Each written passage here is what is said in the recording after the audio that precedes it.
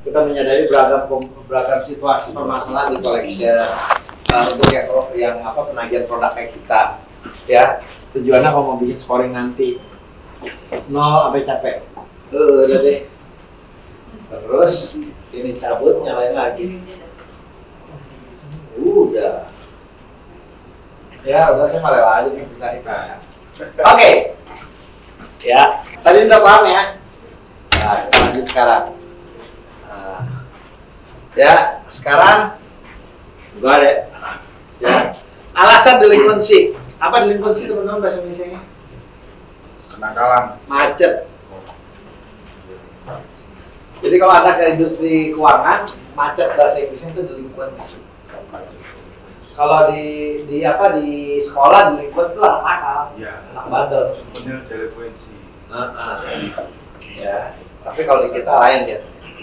Nah biasanya alasan dari debitur, Pak kondisi perekonomian lagi jelek, usaha kita turun, usaha kita gagal, perencanaan keuangan kita berjelek, ada bencana, karakter buruk. Ini buat semua ini. Tapi kalau dari internal, penyebabnya karena internal, biasanya penyebabnya apa? Pak, dia nggak puas sama produk atau pelayanan sehingga dia nggak mau bayar. Ya, Pak, habis nggak dimonitor jadi nggak dikerjain. Lemah pelaksanaan, Pak, anak-anaknya nggak mampu berhadapannya, jadi perlu di training. Jadi nggak bisa lihat. Kurang ditangani dengan baik, ya, dipegang tapi harusnya 2 kali kunjungan cuma sekali kunjungan. Fraud, ya, atau lemahnya sistem kerja. Nah ini harusnya ketahuan juga, bisa dianalisa. Kalau pakai AI cepat analisa. Ya, ya.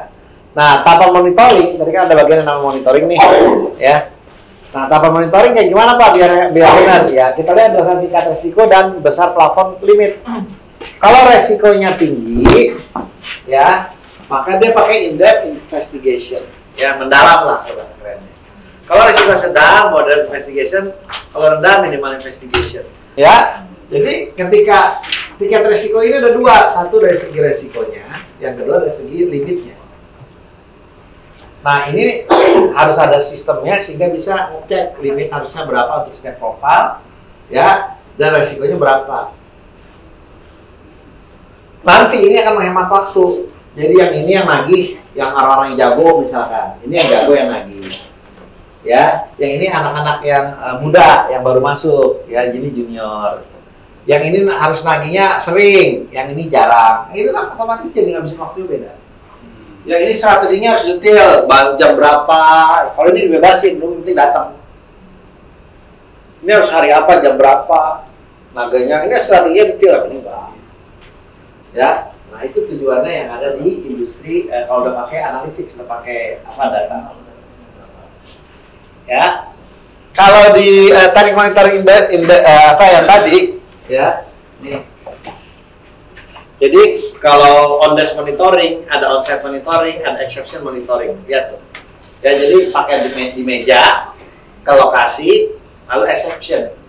Yang monitoringnya kita pakai pendekatan yang berbeda. Kita bisa pakai Credit Interchange Bureau, sistem informasi debitur BI, ya, lalu jadi SLIC di OJK atau di luar negeri NACM, ya. Bisa pakai field data dikumpulkan oleh AO atau pay collector, ya. Bisa pakai data laporan keuangan, bisa pakai bank letters atau surat referensi bank, bisa pakai referensi dari supplier debitur lain, ya. Bisa juga Credit Reporting Agency. Nah, di Indonesia udah ada 3 ya, Pevindo, Klik, sama satu lagi apa itu yang dari Cina, ya. Udah kalau di luar negeri Dun & Bradstreet. Sekarang juga kalau kita mau bikin apps atau apa itu Google minta kita harus register di Dun & Bradstreet. Nah agensi-agensi ini punya data kita, ya. Jadi kalau Anda mau beli data yang ada udah ada. Nah terus gimana cara analisanya? Ini logic analytics, ya. Pertama adalah kalau individu itu maksudnya apa Pak? Anak retail.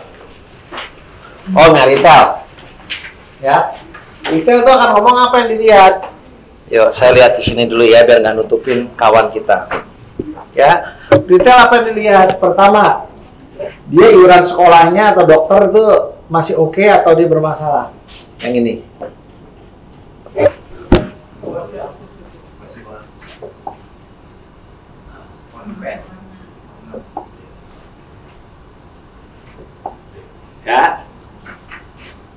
Yang sekolah atau yang dokter?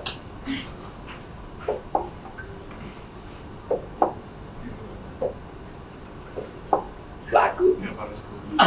Ya. Bos, kalau lu nggak punya duit, teman-teman lu nggak bayar ini kan, yang sekolah. Kenapa? Karena guru nggak akan nagih ke rumah. Dokter BPJS ditahan ke dokter. Ya, Anda lagi banyak kerjaan, mau ke dokter ditahan kan. Lalu kartu kredit atau telepon pasca bayar, ini biasanya ada kemplang duluan. Lalu kredit berjaminan, karena kalau kita nggak bayar, dia akan disita, ya, akan ditarik. Jadi ini urutannya nih dari sini ke atas, ya, rankingnya. Lalu listrik sama air.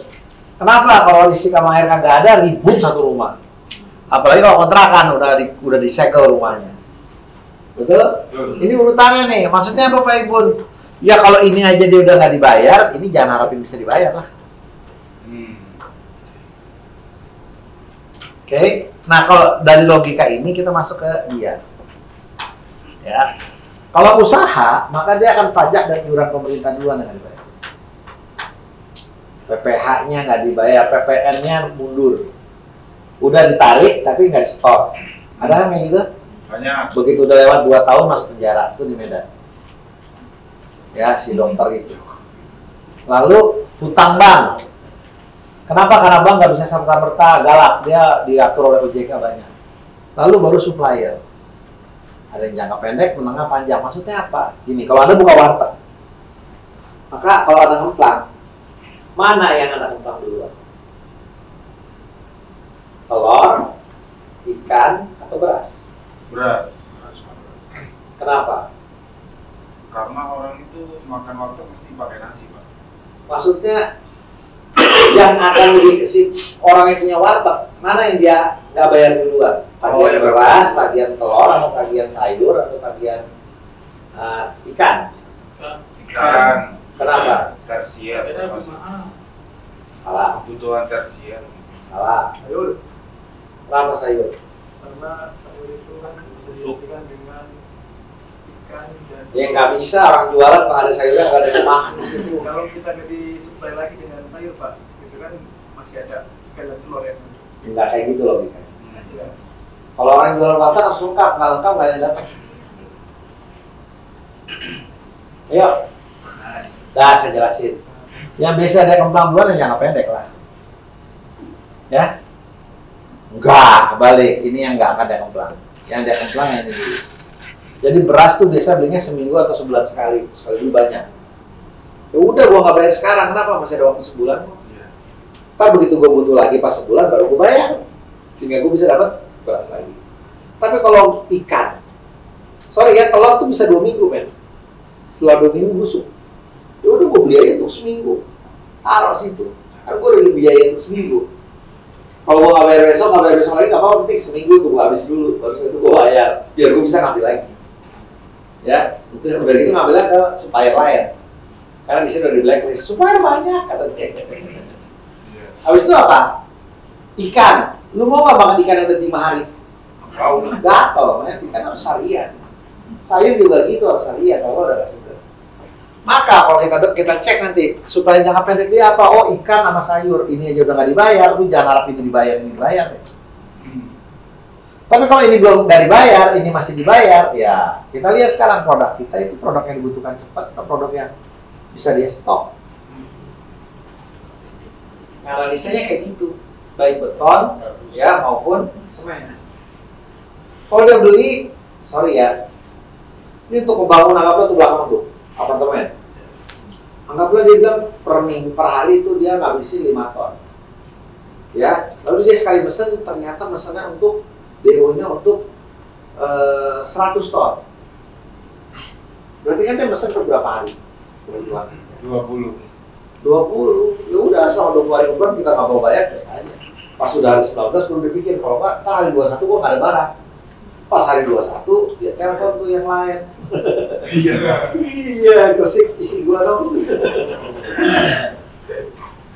Paham logikanya? Yang ketiga adalah gaji karyawan. Saya mau nanya, gaji karyawan aja dia nggak bayar, masa lo dibayar? Lebih rajin mana yang nongkrongin tiap hari? Karyawan. Nah, ini kolektor nomor 1 ini. Dia tiap hari masuk nggak dibayar, ribut ya.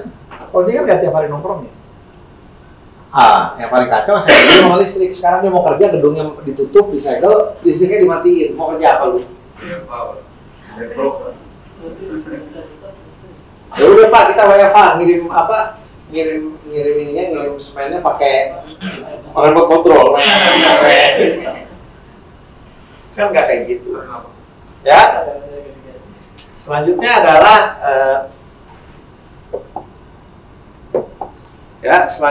adalah ini kemauan. Ya, kita lihat dari waktu pembayarannya. Ya, mau datang ketika diundang. Ya, cara komunikasi dan interaksi dia sering ingkar janji, berubah jadi sulit ditemui, hindar, bicara berkelit, nada suara dan bahasa tubuh. Ini teknik yang kita pelajari nanti.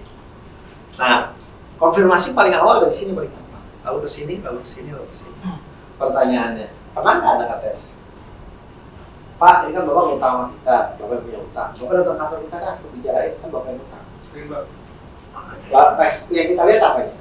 Respon dia. Kalau responnya nyolot, kasar, kalau ini calon-calon. Tapi kalau dia halus, masih nolak, kalau ini masih kita tahu nih cara nagihnya di sini berarti. Kalau yang halus kasar, lu tegas. Ya. Kalau ternyata dia gagah gede itu kirim yang cantik-cantik lah. Mbak Jessica, Mbak Nuni, ya kan? Gitulah. Ya. Jadi ketika kita mau manggil, kita cek dia responnya apa. Tujuannya bukan dia datang, enggak, kita pengen tahu responnya. Dari responnya kita bisa tentukan ini orang naginya kayak gitu. Kita ambil contoh ini. Ini anggaplah tagihan dia per bulan. Ya. Lancar, telat 1, telat 2, telat 1. Paham loh? Berarti dia bayar 2 faktur, dia bayar 1 doang, yang tinggal 1. Gitu kan? Terus lancar 0. Dari sini ketahuan menurut kita, paling beratnya berapa? 3. Selambat-lambatnya 3 bulan, nggak pernah lebih. Oke. Kambuhan aja sih. Tapi bukan berarti yang masalah. Kalau yang ini, paling lama apa? Kita lihat deh sejarahnya. Paling banyak ini nggak pernah lebih dari 2. Betul? Berarti dia orang baik, lagi ada masalah. Tapi boleh nggak dikasarin? Sejarahnya nggak pernah lebih dari 1 kali kok. Boleh nggak dikasarin? Datanya menunjukkan selama 2 tahun dia paling lama 1 bulan doang. Boleh nggak dikasarin? Dia akan merasa yang kayak gini, oh jadi lu kayak gitu sama gue mulai sekarang, gue ngerti. Ciumku sekali. Lu nggak hargain gue.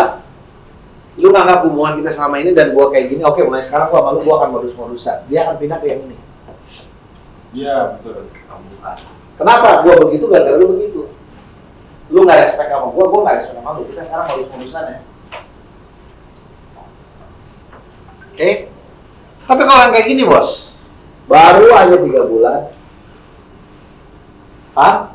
Ingat ya, ini bulan 1, bulan 2, bulan 3, bulan 4, bulan 5, bulan 6, bulan 7. Hitung aja ini 2 tahun lebih, Pak. Tapi kalau ini baru aja 3 bulan udah bermasalah. Di bulan ke berapa nih? 9 udah segini. Itu berarti apa? Mafia udah fraud. Pertanyaannya kita profiling ininya. Anak-anak pada sempat lihat belakang ini. Makanya sistemnya harusnya yang ngitungin. Kalau ada ke kartu kredit, ini keluar data ini. Kalau ada kartu kredit itu keluar. Lihat. Nah, kalau respon atas undangan ke kantor, setuju mau datang, terbukti datang, setuju mau datang, nggak datang, ketika ditanya minta maaf, nolak halus, nolak dengan alasan, nolak kasar, tersinggung, nyelekit, bahkan marah-marah. Anda udah tahu lah cara nagihnya nih orang. Beda orang, beda respon, beda cara nagih. Iya dong, lu jual gue beli kan. Jangan sampai orangnya halus kita kasar. Berarti kita yang bikin eskalasi. Terus kita masalahin gitu. Habis dia gini, ingat nggak tadi yang saya salamin? Karena ngerespon otomatis. tugas kita di collection jangan sampai kita yang mulai duluan. Iya. Tapi kalau tanpa sadar kita gayanya kita sengaja gituin, ya tadi tuh orang yang nomor 2, orang baik, tapi kita perlakukan seperti orang kambuhan. Dia bisa tersinggung nggak?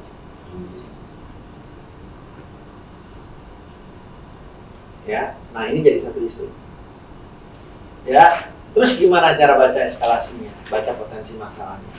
Ya kalau dia normal aman lah ya, nomor 1. Kalau dia telat bayar, oh mungkin karena lupa, sibuk, kepake masalah internal dia. Nah kalau dia lupa kita yang salah, kenapa ngingetin? Betul ya Om? Bisa aja kita pakai WA broadcast, itu kan lebih murah biayanya. Ya, by system. Kosnya kan murah banget WA broadcast, apalagi kalau ternyata kita udah sempet chat-chatan sama dia, udah otomatis aja, cuma biaya internet doang. Ya, dan itu kalau nggak punya internet udah lu ke lantai 3, tanya wifi-nya berapa, free. Miskin amat gitu. Pakai sistem aja udah. Kalau dia sibuk, ya ini berarti kita yang nggak datang, kepake dananya, kita telat datangnya, timingnya salah, ada masalah internal dia lah. Ah ini lain lagi. Kan ini harus dikonfirmasi yang mana masalahnya. Kalau kasus masalah overdue, mungkin ada cash flow problem, rugi usaha namun tetap operasi, tutup sementara, simpanan masih ada tapi oke bisa bayar dari situ, kerjaan masih ada buktinya, kantor masih berjalan karena masih digaji. Tapi kalau lebih dari 90 hari misalkan, ya nomor 4 nih, mungkin dananya lagi nyangkut, dia berhenti kerja, berhenti produksi, karyawan berhenti digaji atau mulai tutup. Kalau udah write off udah pasti tutup lah. Pertanyaan saya, kita tahu ini dari mana? Kolektor kita lah. Masalahnya kebanyakan kolektor kerjanya di kurir. Datang, nagih, kasih, udah pulang. Harusnya dia datang cari informasi, mengklarifikasi informasi ini, sehingga dia bisa prediksi potensi non-performing loan dan jaga kooperatif customer kita. Clear nggak? Sip ya. Lupa. Tadi mana tadi? Tuh. Ada yang mau nanya? Cukup jelas? Ya. Nah sekarang yang harus dicek apa aja? Produksi, pekerjaan sumber penghasilan masih jalan atau enggak? Berapa nilainya udah berapa lama? Ya, cash flow masih ada atau enggak? Berapa nilainya udah berapa lama? Cost produksi, biaya hidup masih nutup atau enggak dari sumber sekarang nih, dari usaha dia? Berapa nilainya sudah berapa lama? Udah 3 bulan Pak? Udah 6 bulan Pak? Enggak Pak, masih nutup Pak, udah jalan setahun terakhir nggak ada masalah. Tapi ini nggak bisa bayar ya, tapi setahun terakhir nggak ada masalah, udah kayak gini kok. Ya, bisnis lain atau sumber penghasilan lain masih ada atau enggak? Kalau ada, berapa nilainya udah berapa lama? Iya Pak, dia punya usaha ini. Uangnya kayaknya lagi sebelah deh. Kan kadang gitu ya Pak. Wah ini lagi ada masuk HP Samsung nih, yang Fold, banyak yang nyari. Ya kalau di Jakarta harganya 15 juta, kalau di sini 20 juta ya dimakan sama orang. Udah semen sama dia dijual murah. Jadi dapat dari apa Cemindo, ya jual lagi ke tetangga sebelah sama inian, gue jual murah deh, lu beli Cemindo berapa? 100.000, sama gue 95. Udah bong 5% kan? Soalnya kan seneng 5%, tapi cash ya, iya cash. Jebret uangnya pakai buat impor dari Jakarta Samsung, buat taruh ke toko HP tetangganya.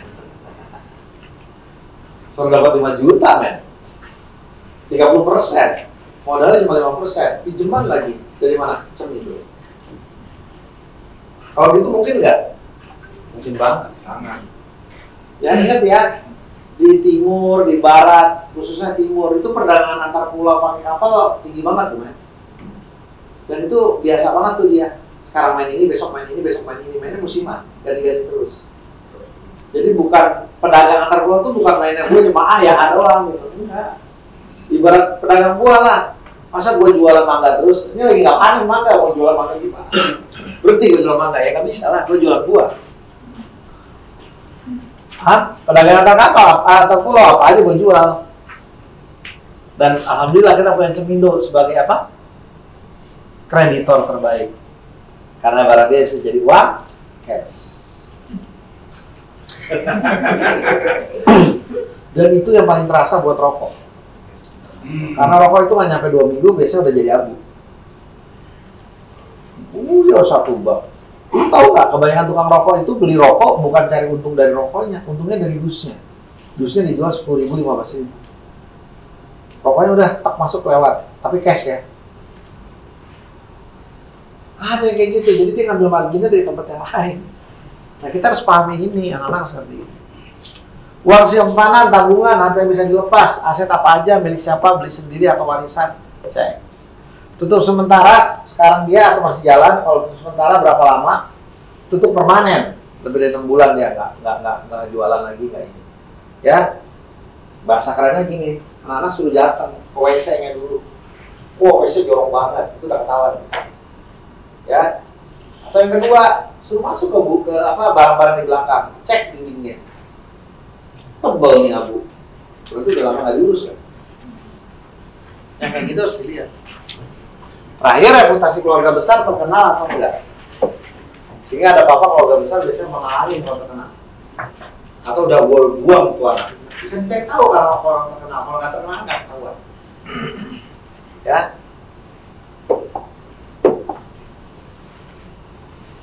Nah, dengan kita melakukan profiling berdasarkan pertanyaan tadi, kita bisa tahu nih, secara cepat kita bisa baca history gitu ya, lalu kita tentukan indikasi awal tipe karakter dan kapasitas kemampuan membayar customer. Contoh, ya, open date. Ini customer baru, customer lama. Terus, kalau customer lama beda dong pelakuan sama yang baru. Melakukan promise history, riwayat, ingkar, janji, bayar. Oh dia sering banget tadi yang 01, 01, 133. Ya. Oh sorry, itu yang delinquent bucket history, yang aging. Ini enggak, dia sering janji ternyata nggak boleh ditepati.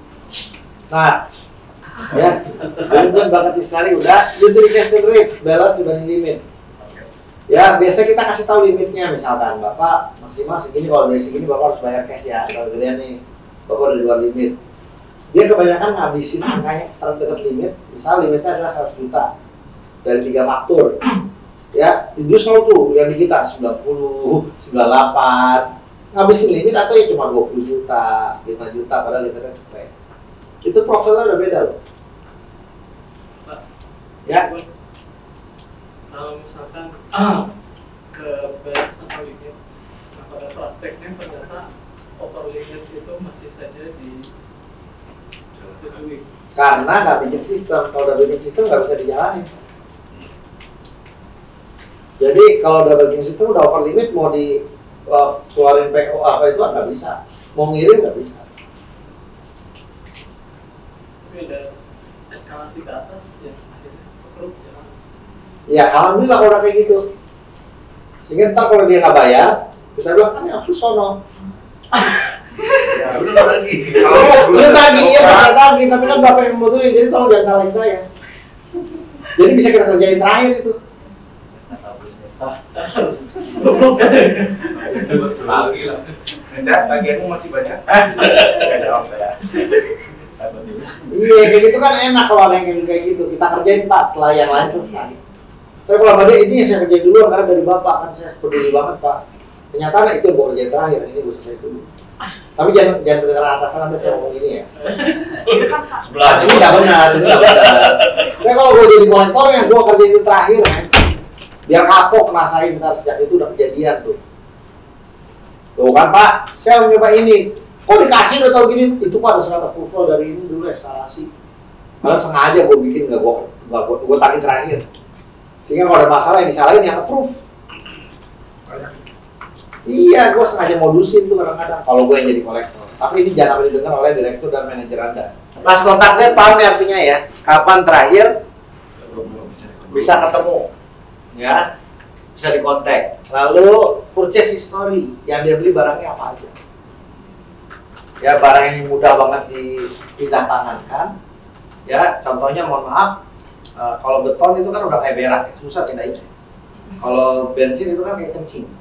Kan istilahnya gitu ya, kencing di jalan gitu. Nah kalau yang beton itu kan susah dia pindahin. Tapi kalau yang sak-sakan kan enteng aja. Yang bulk berat kan. Terus memo, catatan dari para kolektor. Kita kalau tiap kunjungan ada pakai sistem atau manual? Oke, aplikasi GPS map kami. Oke, notes bisa diketik kan? Dan ada pilihan-pilihan juga kan, tinggal kita pilih, pas kalau perlu tambahkan. Oh, sekarang pakai manual. Masih manual. Lagi develop sistemnya. Oh ya, percaya tinggal waktu. Ya. Yang develop sendiri apa pakai eksternal? Internal. Jualan lagi. Wah itu berarti udah bagus banget. Kalau belum besarannya Wilmar susah. Step selain jualan ya. Block code tahu ya, block code tadi yang saya bilang tanya. Ya kan dia bilang akan ini. Jadi ntar setiap ini ada kode-kodenya. Kalau di blok ini kode-kodenya apa? Nggak boleh jual lagi karena ini, tunggu ini dulu. Block code tuh dianalisis. Ya, write off date kalau tadi pernah di write off. Dan kalau ada zona-zona PPKM dulu kalau di COVID, red or green area atau secara ekonomi itu bisa dipakai buat profiling di luar yang depan tadi.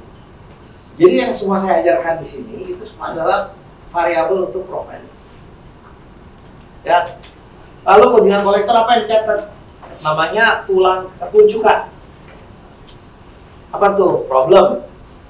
Ya, nah ketika di sini kan nggak ada supervisor, nggak ada manager. Kalau dia ada, maka dia akan minta ini ada. Sehingga dia ketika nge-coach enak banget. Nah, supervisi enak banget. Dia akan nanya, ini orang ada problem apa? Coba cek mau mampunya yang tadi dia jadi.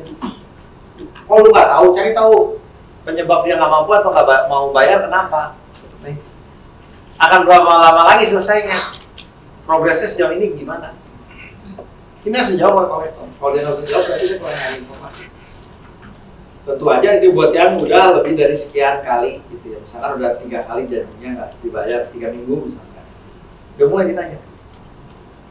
Ya, usaha customer lihat bagaimana kondisinya, bocor nggak, chatnya gimana, jalan depan rumahnya gimana, rusak apa nggak depan usahanya. Digunakan untuk atas apa aja tuh toko. Selain usaha ini ada usaha lain nggak? Oleh siapa tuh? Oh ini calon-calon nih. Kalau nggak aman. Ini buat ngecek fraud. Ya atau mafia. Resale value bermasalah hukum ada calon jatuh harga nggak? Kalau ternyata kita mau sita atau pilotkan. Harga pasar saat ini berapa? Kalau mobil potensial ada nggak kalau kita mau pilotkan? Ya, lokasi yang udah didatangi, kantor, rumah, ikon apa sih? Econ.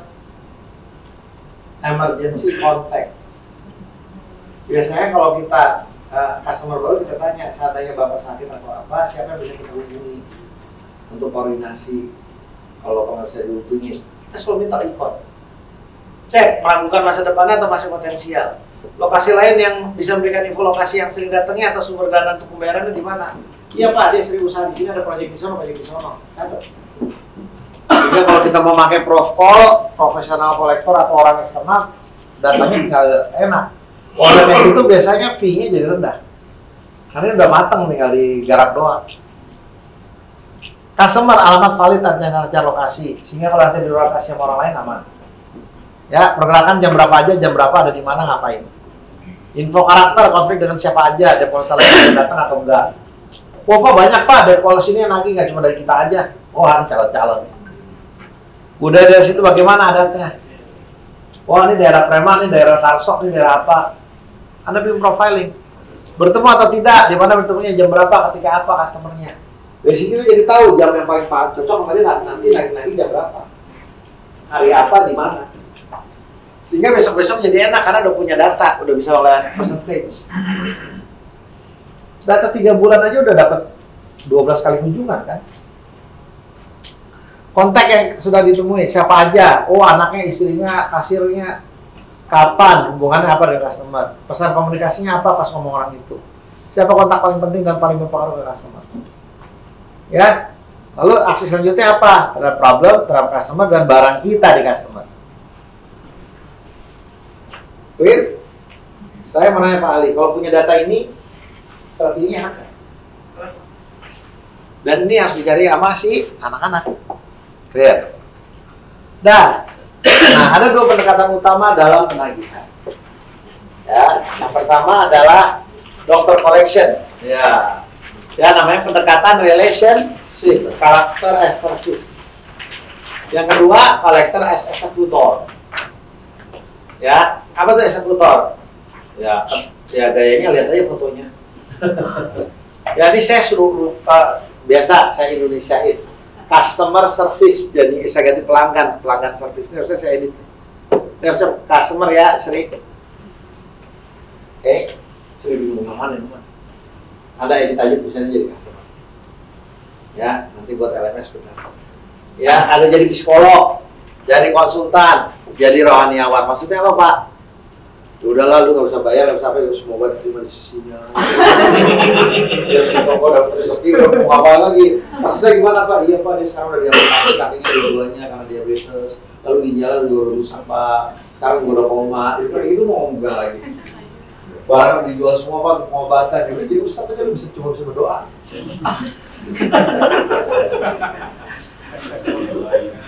Yang kedua, kita sebagai pendekatan konflik, kolektor as eksekutor, yang ngeyel, debat, nyolot, neken, ngancem, hina, hancur harga diri, teror, yang penting bayar. Pertanyaannya, mana yang cocok untuk situasi apa? Kalau ketemu fraud, mafia, lu pakai pendekatan ini, customer service?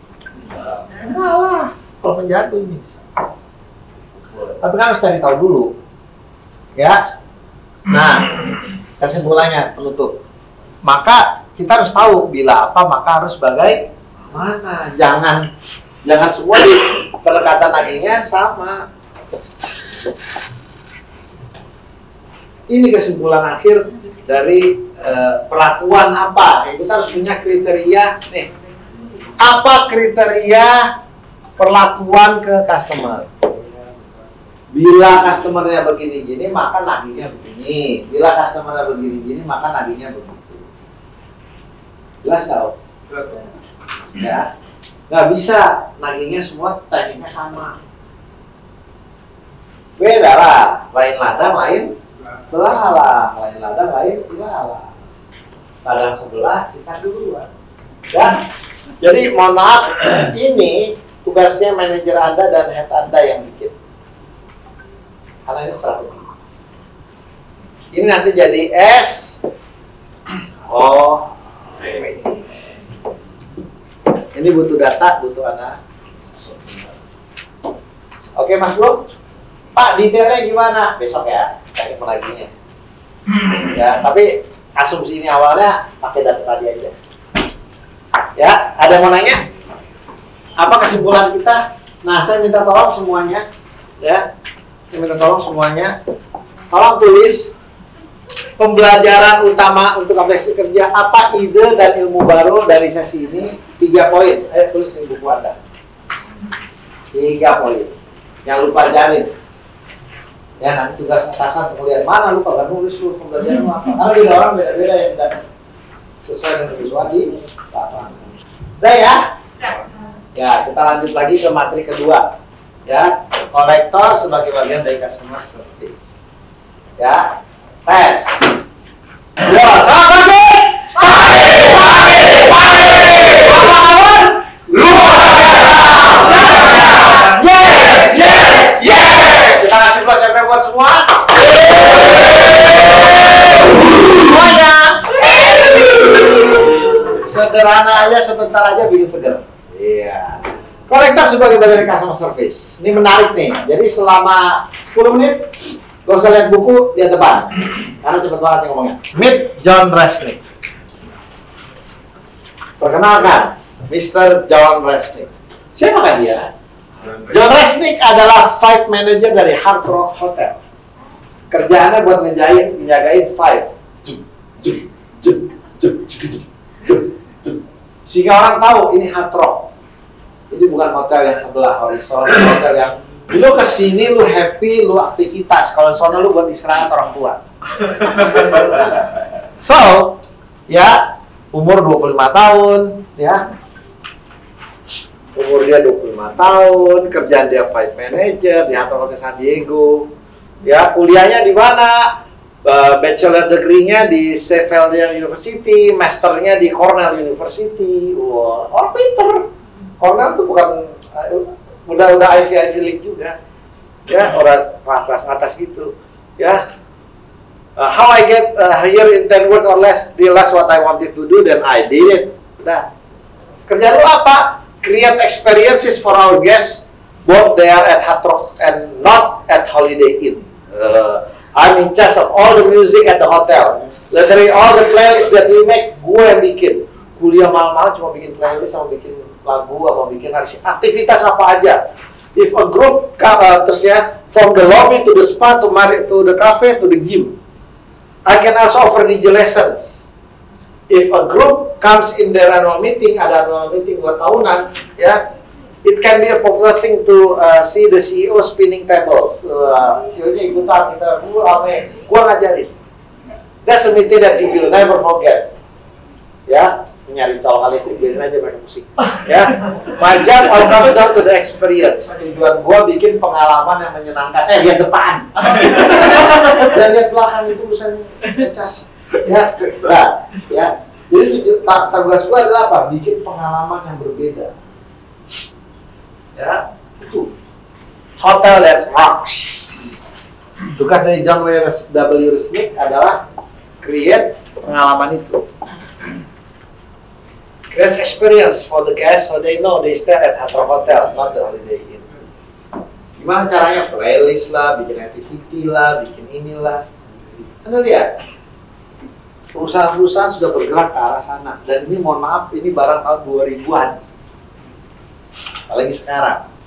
Ya, welcome to the experience economy. Lu kalau beli ke Starbucks keliling itu cuma 3.000 perak, men. Starling. Ya, Starling tuh yang pakai sepeda.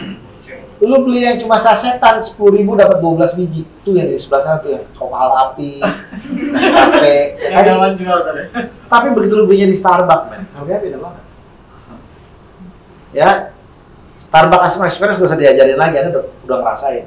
Sekarang ada lagi kan house cleaning, 8.000.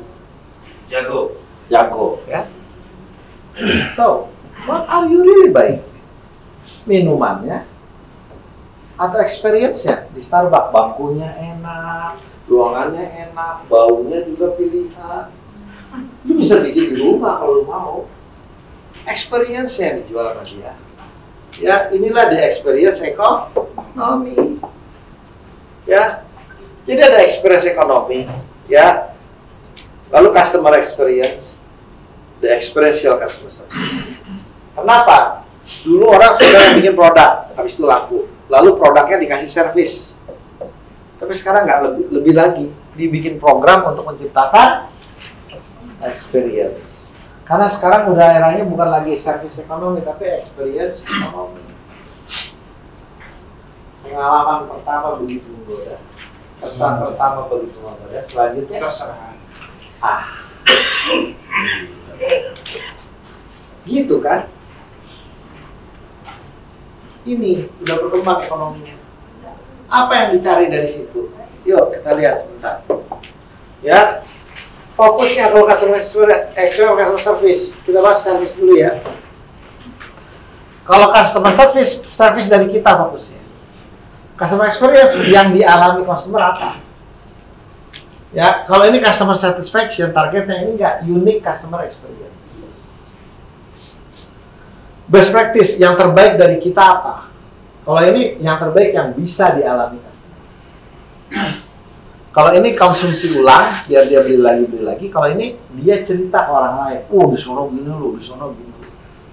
Ya, kalau ini menggali lubang lama lebih dalam, biar beli lebih banyak. Kalau ini enggak, bikin lubang baru. Karena zaman sekarang zamannya share, zamannya like. Jelas nggak? Nah, strategi kita apa? Takutnya yang sebelah sana cuma yang penting jualan laku, makin lama makin banyak ambilnya, kita mau sales. Ya, dulu saya kerja di sebuah perusahaan yang saya nggak bisa sebut namanya, karena dulu terkenal dengan nama Trek, Toyota Renka. Ya, sekarang berubah jadi Astra Renka. Pernah lihat nggak logonya? Itu saya bikin. Nah, umur saya masih muda ya, 28 tahun. Dikit. Nah, balik lagi kasus tadi, kita sengaja ngerjain. Jadi yang namanya direktur keuangan, ya, direktur operasional gitu kan, direktur utama, itu kita cari masalah. Kita bikin agar mobilnya ada masalah. Begitu ada masalah langsung mobil mengganti data, mobil itu datang kita servis, kita ganti ini, ibu pakai mobil ini aja, kita anterin, ya ini biar kita urus. Modus tuh itu, Pak. Disengaja ya. Sengaja ini. Terus, Bu, mohon maaf Bu, boleh pinjam mobil Ibu nggak? Kebetulan ada customer mau lihat camping kita kayak gimana. Nah, kita tanya sama sekretaris Ibu, hari ini Ibu kan sehari di kantor.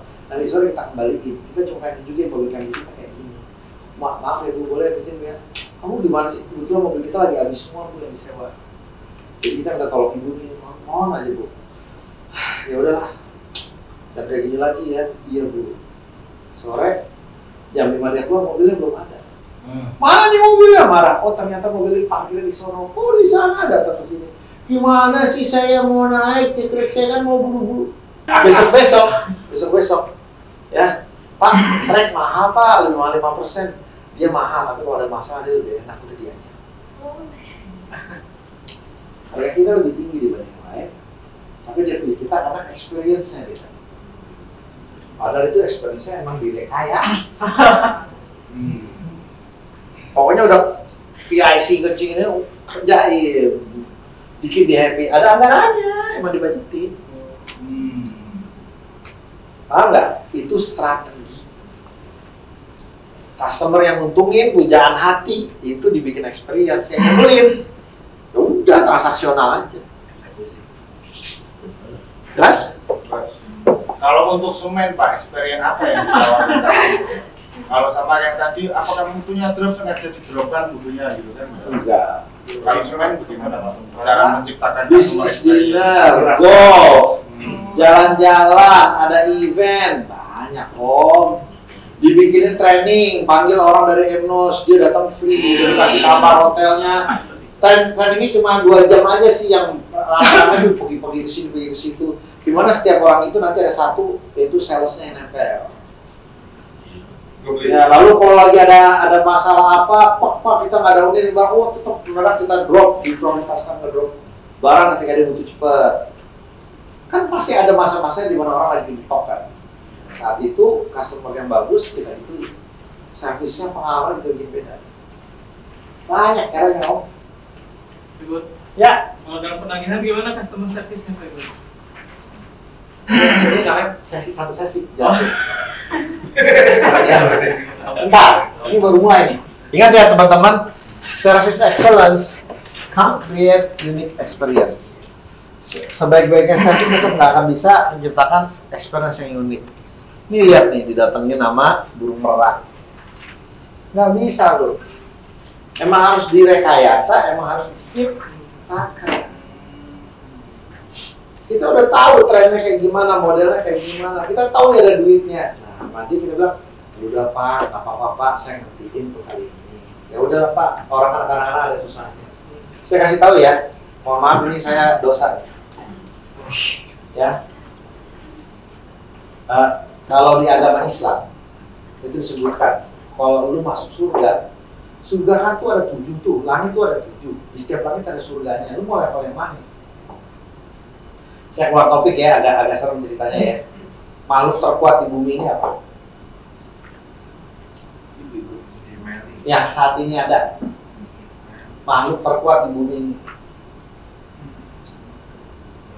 Ikan sama cumi yang ada di Palu Mariana di Filipina, kedalaman 11.000 meter. Setiap 10 meter itu 1 atmosfer. Pada kedalaman 700 meter itu nerada kapal selam Indonesia pecah 3. Pernah dengar kan dulu? Lah gimana yang 11.000? Itu ya, itu di sejempol ini, kuku jempol, itu tekanannya 5 ton. Jadi lu ngangkat gajah pakai jempol. Bayangin kalau satu badan ini berarti tekanannya berapa banyak? Itu ditahan di situ, tekanan seperti itu dan bisa hidup. Walaupun jadi udah kayak tengkorak gitu kan. Maksudnya tekanan terhadap kulitnya jadi melesek gitu. Tapi kalau dia cuma jebol-jebol ini doang, mah tipis men. Cuma satu gitu aja itu beda 5 ton bisa dia tembus berarti. Karena daya dia menahan tekanan 5 ton, kuat banget ya.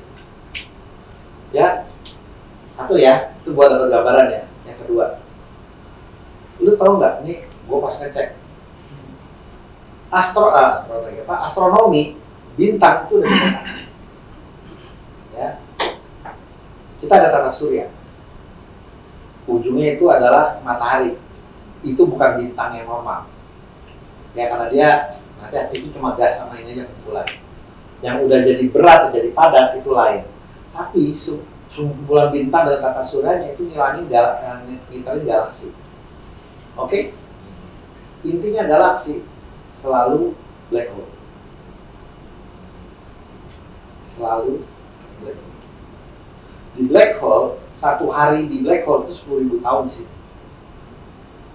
Paham ya? Yang kedua,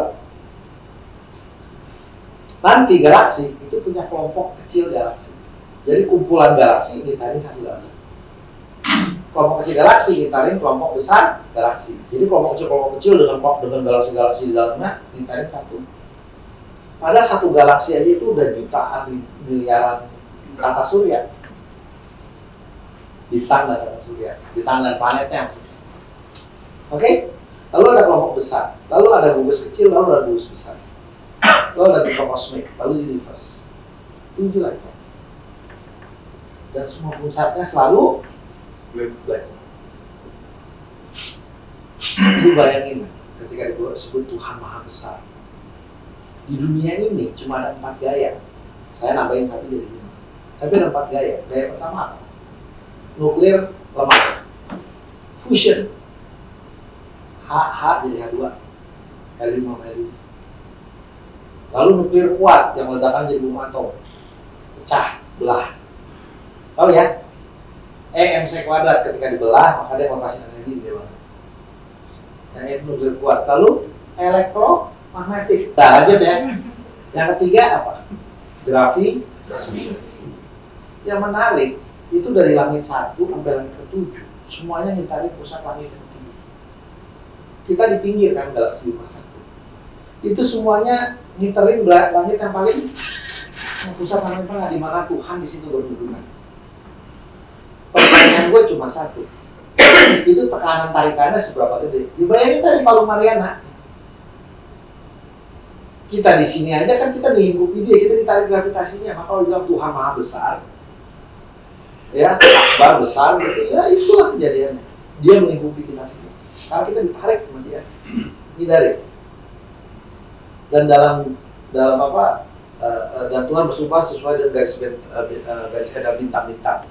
Dan itu sumpah yang sangat besar bila kamu tidak paham. Kan disebut gitu dalam kitab suci. Kitab suci banyak bahas gitu kan. Tapi kembali kasus kita tadi. Ngeri ya, men. Ngeri ya. Dan itu saya temui loh, saya baca, saya riset, itu bener. Ya, dan menarik, ya saya nemuin satu lagi, tapi belum bisa dijelaskan secara fisika. Kalau tadi secara fisika ada. Stephen Hawking menemukan bahwa bahwa alam semesta ini masih berkembang. Stephen Hawking, tahu nggak yang pakai itu nemuin itu. Ya, udah dibuktikan. MC kuadrat yang disebut tadi sama saya udah dibuktikan. Keberadaan dari black hole udah dibuktikan. Black matter udah dibuktikan. Semua udah dibuktikan. Anaknya itu, makanya Hubble ya kerjanya keliling kirim data. Berikan apa saya itu cuma satu. Nah, when you talk about experience, salah satu memang that kind of experience yang diciptakan, pengalaman diterima. Seru ya? Terima kita dilihat sampai. Nah, ketika Anda bicara ke customer, itu nggak bisa kita sekadar service, enggak. Unique experience harus diciptakan. Nah, tadi saya ngomong, sorry. Satu lagi gaya yang energi yang saya belum sebut, energi apa? Energi iman. Ketika Anda beribadah, ya, Anda ngerasa ada energinya kan? Betul? Manisnya iman Anda semua tahu. Saya nggak mau nyebutnya kayak dua bentuknya, orang punya banyak ritual dan tradisi gitu kan. Agama itu beragam, but that's a unique experience, my friend.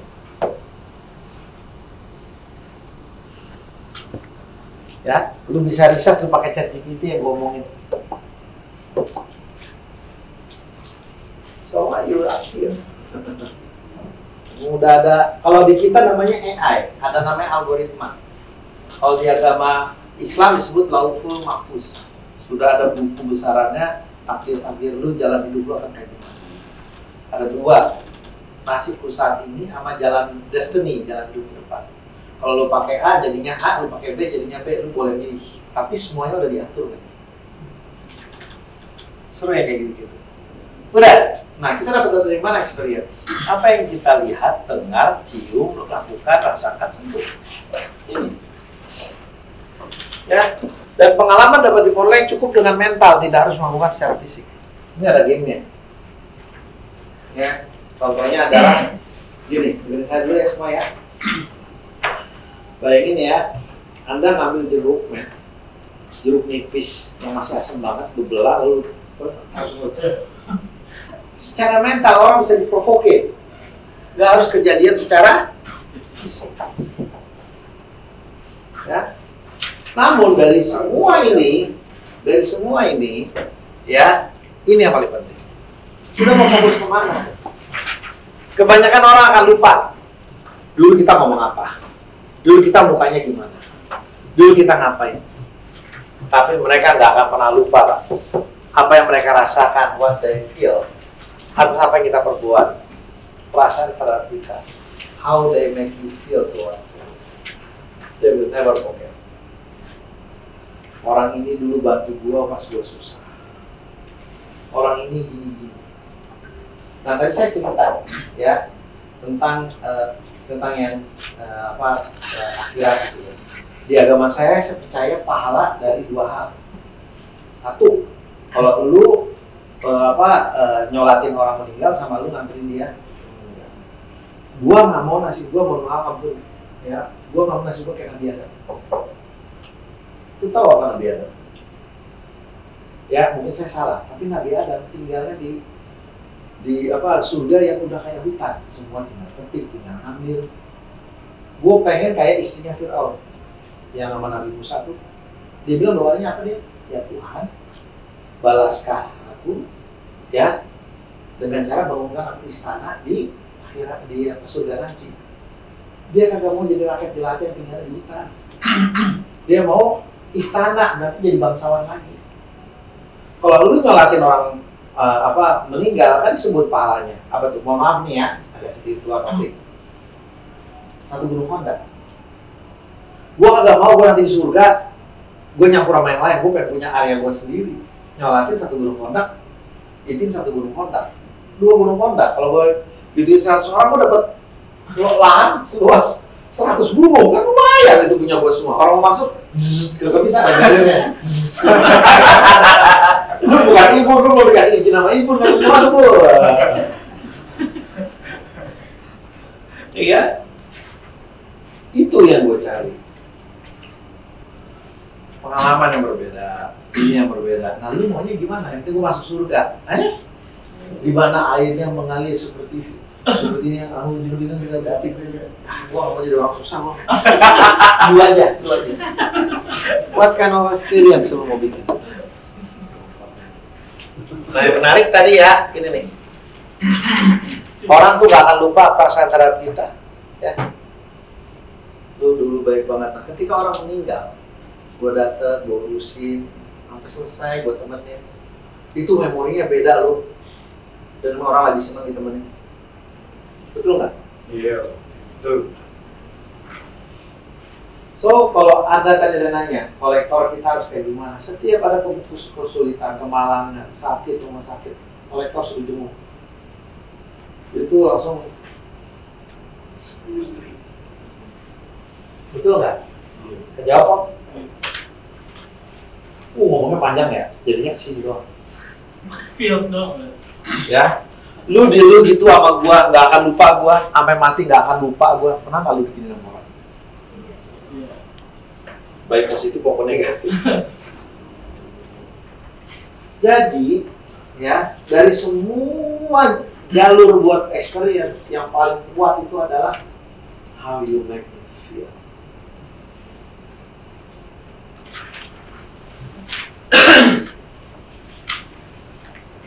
Bahasa itu. Serius gini ya. Baru nggak ya? Padahal ini pengetahuan umum, tapi nggak ada yang inget. Dan itu kuat banget, men. Sampai mati gue nggak akan lupa. Saya lupa perkataan saya. Sebagai orang tua, Anda ke anak, kira-kira anak Anda pas udah tua ingetin Anda, yang paling ingat apanya? Nyebelinnya, nyenanginnya. Ada nggak momen-momen di mana lu cuma berdua sama dia, istri nggak ikut atau bapak nggak ikut? Momen kita berdua aja. Dan kita ngelakuin yang lu mau, bukan yang gua mau, bukan yang bapak kerja, tapi kamu mau apa nak? Ini hari kamu. Itu semua hidup nggak akan lupa. Kan? Have you created kind of experience buat anak? Atau jadinya kamu harus belajar, harus jadi ini, harus jadi ini, harus jadi ini, akan nggak touch, jemput. Dan itu kejadian kan? Iya. Lu tanya lagi dulu, lu jangan ngomong sama customer deh. Oh nggak bisa, bapak orangnya udah dari dulu kayak gini, bapak nggak bisa berubah diri. Kalau mau orang lain, bapak kayak gini. Tapi kalau sama direktur bapak udah yang lembut, oh kalau sama direktur beda. Apaan itu?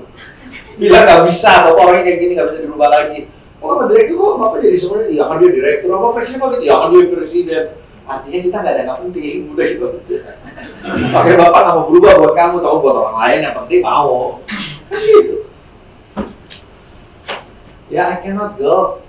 Kita pacaran, aku suami kamu, tapi nggak bisa. Aku orangnya kayak gini dari lahir. You are not so important that he needs to change. Itu aja jawabannya. Menarik ya?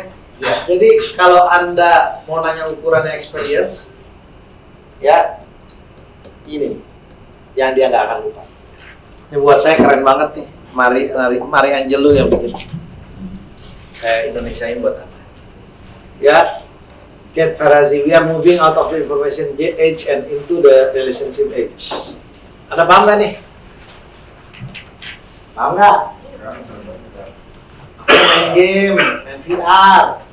Sekarang game itu udah tim, mainnya udah kartu sendiri, udah multiplayer. Betul, udah community. Rumah jadul banget. Masih game bot. Masih mainnya gitu ya, game watch, bukan game bot lagi, game watch lama lagi. Ya, iya, udah nggak lagi information age, udah relationship age. Ya kita satu apa? Ini satu tim, nanti dia ada yang jadi tankers, ada yang jadi healers, ada yang jadi ini maju perang. Udah gitu, dan itu jaraknya jauh-jauh, satu di Jakarta, satu di Jepang, satu di Itali, tapi friendship jalan, men. Saya ingat banget dulu saya main Travian. Wah, gua mau jadi suku, men, pak suku gue. Pas Anak gua ada satu ternyata temen lah tim-timnya, satu ternyata penyiar radio di Bali. Ya, kalau dia apa dia bilang, hajar, ya, hancurin, bom. Kalau dia galak banget, cewek paling preman. Satu lagi di Medan, ya, Susiok satu itu tuh, siapa namanya itu? Ya, saya lupa. Ternyata orangnya lembut, kalem, tenang, ya, orang Chinese. Teman baik gue tuh ada papa berdua, gue lagi kerja, gue jagain, udah gitu, pokoknya main perang-perangan. Setelah itu baru bergerak kayak zaman sekarang, udah enak kayak gini. Tapi relationship itu kebangun, men. Dan walaupun kita nggak kenal, kita jauh, tapi friendshipnya luar biasa. Ya, pahami kunci suksesnya ya. Bila yang Anda kerjakan tidak menambah kualitas pengalaman dalam hubungan, nggak bermanfaat dan nggak berguna buat yang bersangkutan, nggak menciptakan memori baru, nggak bersama menciptakan story kehidupan, maka Anda cuma lewat aja. Sia-sia bahkan gagal dalam menciptakan hidup yang berkualitas dengan dia. Ganti kata dia dengan anak. Bila yang Anda kerjakan kepada anak tidak menambah kualitas pengalaman Anda dalam hubungan dengan anak, ganti dengan customer, ganti dengan siapapun. Ini kunci sukses. Oh ini benar ya. Oh ini harusnya di sini. Clear ya? Ini harusnya saya warna-warnain, sudah nggak sempat. Saya kirimin ke seseorang, saya harapin dia bercolor-color, ternyata nggak dikasih gambar, nggak diwarnain. Ya, oke. Ini ada namanya Net Promoter Score, pernah dengar? Barusan saya ngomong. Net Promoter Score, pernah dengar? Pernah, barusan saya ngomong. Ngomong terlalu bagus. Keren berarti Pak. Apa ya? Perlu tepuk tangan dulu Pak. Kita udah belum orang kayak gimana sih? Gue nggak sekarang nggak. Lagi mikirin customer-nya ini Pak. Jadi Nah. nggak fokus. Jadi, Anda ingat nggak tadi suruh nilai diri Anda? Kalau nilai 0 sampai 6 itu detraktor. 78 pasif, 910 promoter. Maksudnya apa? Ya. Detraktor. Jadi kalau ditanya training ini nilainya berapa? 1 sampai 10. Datang customer, Pak, pelayanan saya nilainya berapa? 1 sampai 10. Kalau dia nilainya 1 sampai 6, gua malu ngabisin waktu, buang-buang waktu. Mendingan gua nggak usah ketemu lu. Detraktor. Kalau 78 gua puas, tapi cuma buat gua aja, gua nggak mau cerita ke orang lain karena nggak se-excited itu. Jadi kalau ada yang isi hidupnya tadi, isinya 78, ya udah lu happy aja, tapi lu nggak merasa hidup lu spesial gitu. Tapi kalau lu bisa 910, lu akan promoters, lu akan cerita kayak yang lain. Karena segitu excitednya lu sehingga lu mengalis. So if you want to know your quality of life, lihat aja nilai tadi. Lebih banyak di mana kan dari 8 kan? Kalau lebih banyak yang 9-10-nya, ya, mohon maaf ya, rumusnya itu adalah promoter dikurangin detraktor. Ini nggak dihitung. Jadi kalau Anda 9-10-nya lebih banyak dibanding detraktor berapa? Contoh di sini 61,5 dikurangin 11,6, nilainya dapat 50. Ini nggak dihitung. Ini salah satu untuk mengukur experience, seberapa bagus experience. Jelas? Jadi kalau misalkan ada seorang direktur nih yang cewek berbaju kuning duduk di belakang, saya sebut nama ya. Lalu dia ngitung tuh survei kepada semua customer gede, experience sama cewek itu gimana? Cuma satu pertanyaan aja. Bapak pengalaman Bapak dengan cewek itu gimana? Angka ini akan menunjukkan sebenarnya gimana. Oke Mas Bro, kalau pengen lebih jelas silakan di googling ya. Ya. Dan salah satu perhitungan yang lebih lucu lagi ya, siklus belanja pelanggan ini after sales service ya. Awalnya kan dia sadar, lalu dia nyobain barangnya, lalu dia beli, ya kan? Ya, lalu post purchase evaluation, lalu dia bilang decision to repurchase, lalu dia beli lagi, nanti ini, udah ini lupa aja putar terus. Betul nggak? Ya, maka di sini penting banget nih pengalaman dia dalam memutuskan dia akan beli lagi, dan lu gua beli sebagai transaksional aja pas lagi butuh doang, atau lu gua beli lagi karena lu beda di hati gua. Welcome to experience economy. Strategi kita di produk, service atau experience. Nah, kalau bicara kepada si siapa kolektor, Anda didesain untuk mana? Dan ini nggak bisa cuma bagian kolektor aja, ini harus salesnya juga sama. Ini harus satu perusahaan. Karena ini strategi besarannya. So, ada yang pakai customer service, ada customer care yang gede-gede di care. Ya, lalu mulai ke customer relationship management buat dapat customer loyalty. Tapi ada yang sudah masuk ke customer experience. Lihat aja namanya di sini perusahaan ini. Strateginya dipakai yang mana? Ya. Dan ini harus di level direksi punya pemahaman yang sama. Karena strategi perangnya udah beda zaman sekarang ya. Keren kan lu? Ini gara-gara gue lanjut presentasi ke seorang wanita, sosok ngomong experience, selesai presentasi gue nyesel. Ya, berarti gue kudu bikin materinya agak lama nih. Karena dulu cuma ngomong relationship aja, kalau ngajarin experience jadi lama waktunya. Tapi udahlah. Ya, sip. Ya, jadi customer service sama customer care.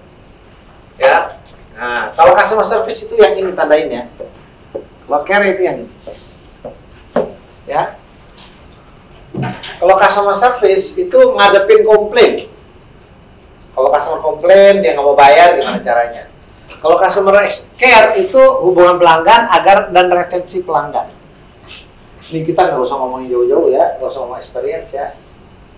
Ya, saya yakin dah masih sedikit banget collection itu yang udah mainnya ke level experience. Tapi saya ngajarin ke perusahaan yang mainnya itu, namanya Lexus. Ya, saya kasih tanya Lexus itu benar-benar dia creating experience. Tapi itu another story lah ya. Kita masuk sini lagi. Kalau customer service usaha untuk memenuhi ekspektasi pelanggan. Care sistem yang membuat pelanggan merasa senang dan diistimewakan. Service kewajiban bagian dari harga yang telah dibayar. Gue udah bayar, gue minta di service, bener lah. Kalau ini enggak, fungsi integrasi dari pelanggan nggak diwajibkan. Customer service remedy, perbaikan. Udah luka, gue sembuhin. Ya, kalau ini lebih proaktif dan preventif. Makanya CRM-nya harus kuat. Customer Relationship Management System-nya, database gitu-gitunya. Ini definisi excellent service-nya dari sudut pandang perusahaan. SLA, SLG, garansi, aturan SOP, itu dari perusahaan. Kalau ini excellent care, dilihat dari sudut pandang pelanggan. Pelanggan disurvei. Ya lu mau apa? Dan itu berubah. Ya. Kalau di sini hitungan adalah customer satisfaction. Om puas, om bayar. Om senang, om tambah. Om terkapar itu maunya. Om gelepar. Gitu. Kalau ini loyalty, men, nggak bisa lari ke lain. Saya kenapa ngomong ini agak dalam? Karena kita kesini aja misalkan. Maka cara nagihnya akan beda. Bedanya di mana Pak Ibu? Kalau customer itu layak untuk diperjuangkan, customer lifetime value-nya tinggi, maka dia approach-nya akan beda dengan customer yang siap dikorbankan. Kita nyari profitability, tapi profitability customer tuh beda-beda. Yang ini lu tegas kasar nggak apa, yang itu nggak boleh, sampai mati nggak boleh.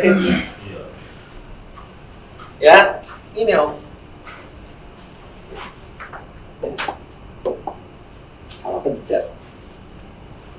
Ya, pertanyaannya, kita tahu ya aturan dunia bisnis, siapa yang bertahan? Dulu zamannya masih dinosaurus. Apakah yang terkuat yang bertahan? Mati. Yang tercepat mati. Yang terbesar mati. Yang terkecil mati. Kita ingat kasusnya apa? Kasusnya COVID kemarin.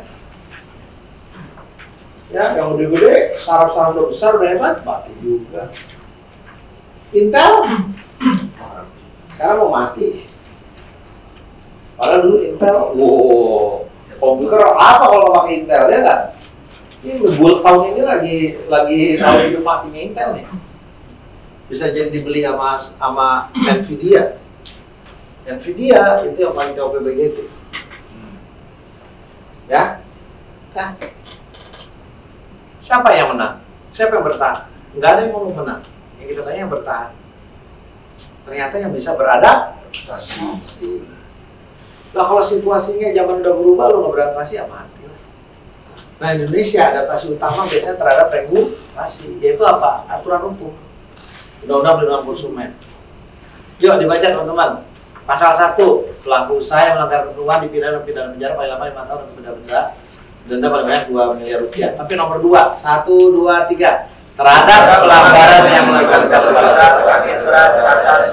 kematian dapat ditentukan orang berupa antara lain 1 B C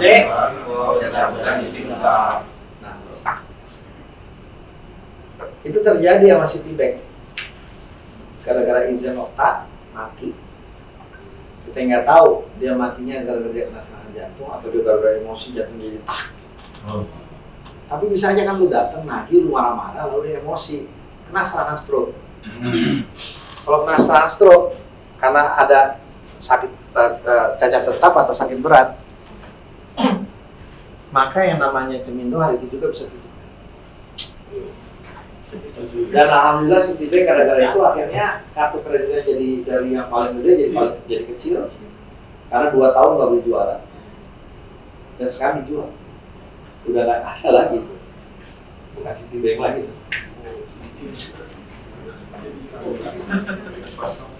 So kita harus bangga, men. Kita harus bangga. Gara-gara kolektor bisa tutup perusahaan, jadi kan keren. Lu macam-macam mau gue bikin customer dia kena stroke, tutup perusahaan ini, bangga nggak kita? Segitu kerennya si kolektor. Ibu ya. Sejahterakan lagi berarti. Segitu gedenya pengaruh kolektor.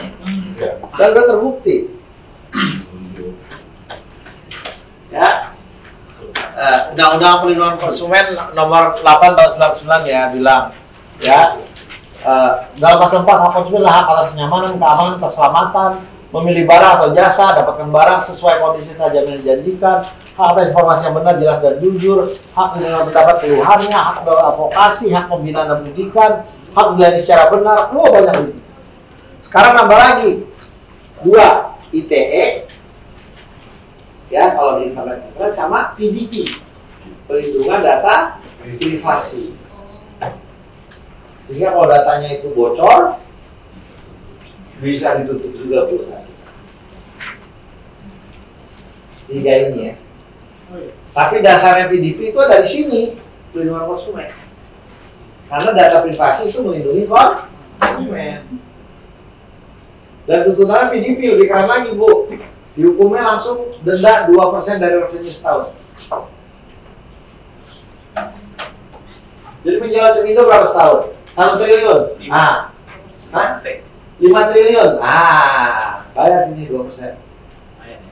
Iya. 5 T 10% 500 miliar. 1% 50 miliar. Dendanya 100 miliar. Apa-apa lah, kecil ya.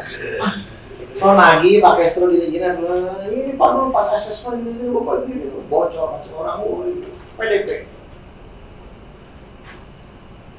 Cek ya, googling sekarang. Denda PDP. Coba.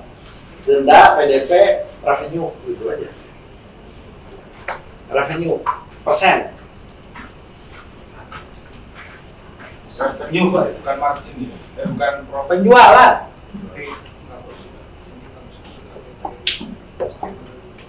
Ada nggak, Cin?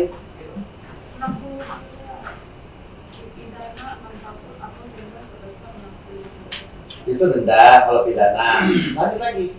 Jika menjual atau membeli data pribadi akan pidana 5 tahun dan denda sebesar 50 juta. Itu kan buat orang yang melakukan. Kalau perusahaannya yang bocor, yang ngebocorin. Oke, siap. Ntar dapat ya.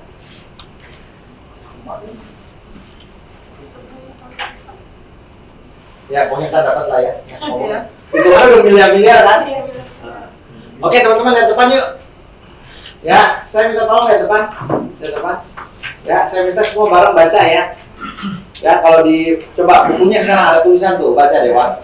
Nama warna kan kuning, satu baca ya. 1, 2, 3. Kuning, hijau, biru, hitam, pink, coklat, kuning, hijau, pink, coklat, kuning, merah, hitam, ungu. Kalau itu kan baca tulisan. Sekarang saya minta Anda baca warnanya. Yuk, siap? 1, 2, go. Hijau, coklat, kuning, biru. Tadi baca bisa cepet kayak gitu. Yang saya dong, hijau, gitu. Bikin malu aja baca lambat gitu. Mikir, Pak. 1, 2, go. Hijau.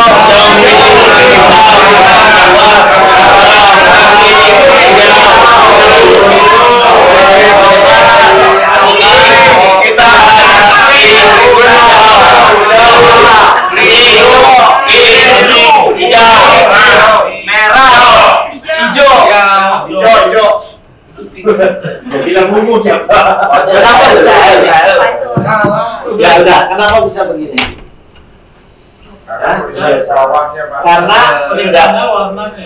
Karena otak kiri dan otak kanan. Otak kiri baca tulisannya, otak kanan yang baca warnanya. Oh, lihat otak kiri. Otak kiri analisa, pekerjaannya Jessica. Otak kanan yang soft skill, pendekatan, hubungan yang baik, ya. Orang-orang yang hitung-hitungan angkanya kenceng, cenderung entah kenapa tegaan, gas. Kenapa? rasanya nggak segitu kuat. Tapi kalau yang benar kirinya maksimal, kanannya maksimal, itu yang dicari. Dia secara logik analitik kuat, tapi secara emosional dia juga pengertian dan kuat. Emotional intelligence juga. Di dunia ini kebanyakan orang dihargai otak kiri. Otak kiri ngatur tubuh sebelah kanan, otak kanan ngatur tubuh sebelah kiri. Jadi kalau stroke di otak kirinya kena, otak kanan bagian kanannya lumpuh. Ya, otak kiri ngurusin bahasa verbal, logika, analisa, konkret, ekonomi, matematik, angka-angka, urutan, penilaian. Tapi kalau kanan imajinasi, kreativitas, perasaan, bentuk, ruang 3 dimensi, lagu dan musik, warna-warni, simbol, gambar khayal. Yang menarik gambar otak, bahasa otak adalah gambar. Ya, pikiran mensortir dan menyusun informasi secara terstruktur dan kronologis. Ya, coba semua. Saya tolong tutup matanya. Oke. Saya minta tolong ya, jangan dibayangin ada gajah warnanya pink gitu ya, terang banget, jangan dibayangin. Ya, dia datang ke Anda lalu terus ada tanpa disadari buka mata. Karena sebenarnya dibilangin jangan dibayangin, ada gambar gajah dulu, pasti baru di-delete. Iya. Padahal beritanya jangan dibayangin. Tapi kita tampilin gambarnya baru di-delete. Betul ya? Artinya apa? Ketika kita bikin experience, kita juga harus pahami bagaimana otak bekerja ya. Jadi nggak semua orang itu bisa melakukan servis yang bagus, ya, nyentuh yang bagus, karena ternyata ini butuh kemampuan lebih. Dan itu harus dilatih. Jadi ketika kita mau minta orang kolektor bisa servis yang bagus segala macam, nggak bisa. Itu mendaratnya, karena pas ditarik pertama yang dicari kolektor adalah orang-orang yang berani tega dan berani tegas. Alias otak kanannya agak off. Kebas. Ya, iya. Lalu pelan-pelan kita minta agar mereka bisa kasih servis. Itu perlu dilatih, dan itu investasi perusahaan. Customer ngomong itu udah pikiran kolektor. Dusta. Terus, radus. Ya. Pertanyaan saya mana lebih mudah, mempertahankan customer lama atau mendapatkan customer baru? Mempertahankan baru lah. Dua-duanya saya lebih mudah ya. Mempertahankan customer lama, Pak. Prakteknya mana yang urusan fokusin? Nyari yang baru. Yang baru. Yang lama lepas, cari baru lagi. Padahal sebenarnya duitnya lebih banyak dari Lama. investasi paling gede di lamanya. Ini ada salah strategi. Ya, mengapa customer berhenti? Customer berhenti karena 1% meninggal dunia, 3% pindah, 5% pengambil teman, 9% persaingan, harga, ya, 14% nggak masuk produk, tapi 60% sikap acuh atau sikap nggak tepat gitu ya dari karyawan perusahaan. Now, tadi saya bahas tentang experience, ya, bahkan customer care aja di bawahnya customer experience itu kita masih sulit. Lalu, ingat saya ngomong tadi pagi, kalau lu mau berubah lu harus sadar dulu. Ingat nggak? Tujuan saya hari ini ya, membuat Anda sadar nggak semudah itu ketika Anda mau customer experience. Sudah mau jauh experience, customer care aja dulu, customer service aja dulu. Maka otak kanan Anda, jiwa servis Anda itu harus dibangun. Masalahnya kadang-kadang kita kalau nggak ada panduan, nih customer bagusnya gua gimana nih? Gua kencangin, gua gas, atau gua melembutin. Maka yang terbaik itu kerjanya pusat. Udah ada flagnya, sama dia harus gini, sama dia harus gini. Jadi biarin AI ya. Udah di analytics lah, biarin si Jessica yang nentuin.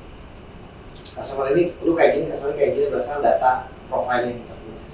Sehingga mereka cukup lihat aja, wah warnanya merah, berarti gua gas. Wah warnanya hijau, berarti wah warnanya kuning, gua hati-hati dia bisa kuning, bisa merah, bisa hijau. Gitu loh.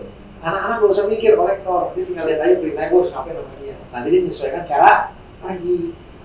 Tapi kalau dia analisa dulu, gue harus kayak gimana di sini, nggak bisa dia mikir itu. Yang ada udah lanjut ngegas. Karena cetakan kita ngegas kok. Iya, kolektor dicari itu, anaknya bisa ngegas. Ya. Dah. Inilah dari keluhan. Kalau ada orang keluh komplain, membuat Anda dalam berbagai kesalahan, membuat Anda masih dalam menjaga bisnis, membuat Anda menciptakan nilai positif. Tapi sebenarnya esensinya, mereka masih peduli dan berharap Anda dalam menciptakan hubungan yang lebih profit lagi ke depan. Saya kasih tahu, ini udah jam segini, istri udah bilang, break. Ya, udah ngeliat istri bilang. Ya, saya kasih tahu sedikit. Lu bayangin punya istri, lalu lu ngomong ke istri lu gini, ya. Istri ngomong ke Anda, sorry.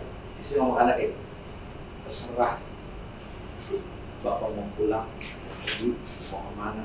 Ibu nyampe. Ibu udah gak peduli. Ya, Anda paham ya? Jadi ketika seorang laki-laki atau perempuan udah ngomong kayak gitu, serahnya udah bodo amat, gue udah gak peduli lagi. Nelfon udah gue terima apa apa. Maka mendadak kita bilang lebih baik dia marah-marah, karena kalau dia marah-marah berarti kita masih didengerin. Dan kalau kita bisa melakukan cara yang benar, bisa lain. Karena dia masih buka pintu kok, walaupun keluarnya marah. Kita udah tahu dia marah-marah malah menghindar. Lalu dia bilang udah, lu, gue, kalau udah kayak gini udah gak ada peduli, gak berharap. So, complain actually is a gift kan. Tuh lihat gambar sebelah. Complain actually is a gift. Kita udah buat salah, tapi dia masih mau ngasih kesempatan. Iya. Ya. Dapat sebuah keluhan. 20% customer yang tidak senang tidak akan kembali. 50% customer akan kembali ketika kita menangani dan menyelesaikan permasalahannya. Bahkan 82% customer akan kembali kalau permasalahan ditangani dan diselesaikan dengan cepat. So, mungkin kita kehilangan 18%, tapi 82% bisa. Collection adalah salah satu salah satu faktor penyebab customer bete, betul. Ya. Tapi kalau didesain dengan cara yang berbeda, collection adalah strategi bersaing nomor 1 perusahaan. Sorry ya, kalau saya lihat background owner Anda, cuma masalah waktu, Jamindo bisa gede banget. Karena dia nggak ada masalah modal. Kalaupun dia nggak punya uang cash, dia nggak ada masalah dengan akses permodalan. Dia bisa pinjam ke pemilik modal dunia, pasti dapat. Ini masalahnya adalah bisa gue gedein apa enggak? Bisa. Nah, nanti kita bisa diskusikan pelaku kolektor dan apa aja yang membuat kesal, apa yang nggak boleh dilakukan seorang collection officer, apa yang harus dilakukan seorang collection profesional. Maka sebenarnya ini harus dibedakan sesuai dengan profiling dari setiap customer dan sesuai strategi yang diarahkan. Bahasa kerennya target kompetensi Anda disesuaikan dengan customer yang mau dilayani. Kalau di industri kartu kredit dan perbankan itu ada disebut kalau bucketnya agingnya depan yang lagi orangnya kayak gini, di tengah yang lagi kayak gini, yang belakang lagi kayak gini. Kalau udah kabur-kaburan lagi Ambon. Spesialisasinya beda-beda. Bon. Ambon tapi ada satu tuh. Ya. Palsu. Nah, oke ya, saya nggak mau bahas terlalu banyak dulu sekarang. Ya, kita akan break. Tapi prinsip dasar kesuksesan adalah bahasa dan perilaku santun atau manner dalam melayani customer itu bisa menentukan karir Anda serta hidup dan wajah perusahaan. Anyway, it started with good manner yang mana kita akan belajar 2 hari. Oke? Ya, saya mau tutup dulu sebelum kita break. Ya. So, zaman udah berubah. We come to the experience economy, not service economy, not product economy, not commodity. Kalau kita sekarang strategi di atas yang belum clear, ya, paling nggak secara departemen kita, saya bilang ada go to service economy. Ya, ingat, untuk itu mulai dari profiling customer. Ada customer yang kita mau pakai relationship, ada yang enggak. Ada yang transactional aja nyari volume, kasih diskon, udah.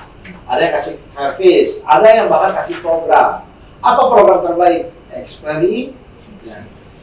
Experience mana yang utama? How do they make you feel? Feel apa yang mau diciptakan? Ini adalah utopia mimpi besarnya. Mungkin perusahaan kita belum mampu level ke sana, tapi jalan ke sana perlu. Kenapa?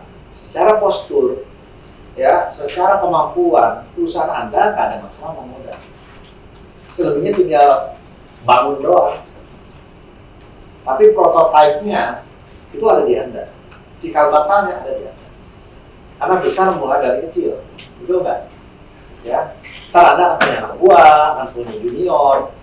Nah, settingan strateginya harus clear dulu. Fakta menunjukkan kebanyakan orang tahu bahwa menjaga yang lama, duit dari dia dengan repeat order, itu luar biasa lebih menguntungkan dibanding yang customer baru. Karena customer baru butuh modal besar untuk dapetinnya. Pakai iklan, pakai diskon, approaching. Sehingga ada sebuah perusahaan bilang, ya habis yang lain kan gede-gede, kita hidup di antara dua raksasa. Raksasa itu dapat yang gede-gede, yang dari kita dapat serpihannya. Ya. Itu aja udah mencerminkan susahnya ngerebut istri orang.